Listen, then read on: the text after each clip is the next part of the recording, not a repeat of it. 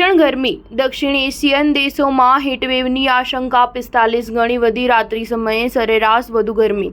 દુનિયાના કેટલાક દેશોમાં હાલના સમયમાં હીટવેવની સ્થિતિ છે, પરંતુ એશિયન દેશોમાં ગરમીનું પ્રમાણ વધી ગયું છે. કેટલાક દેશોમાં તો પારો 45 ડિગ્રીને પાર કરી ગયો છે. અમેરિકાના નેશનલ ઓશિયાનિક એન્ડ એટમોસ્ફેરિક એડમિનિસ્ટ્રેશનના અહેવાલ મુજબ કેટલાક દેશોમાં તો રાત્રિના સમયે પણ હીટવેવની સ્થિતિ છે. મે મહિનામાં રાતનું સરેરાશ તાપમાન દિવસની જેમ વધી ગયું છે, જ્યારે પશ્ચિમ એશિયામાં હીટવેવની આશંકા 5 ગણી વધી ગઈ છે.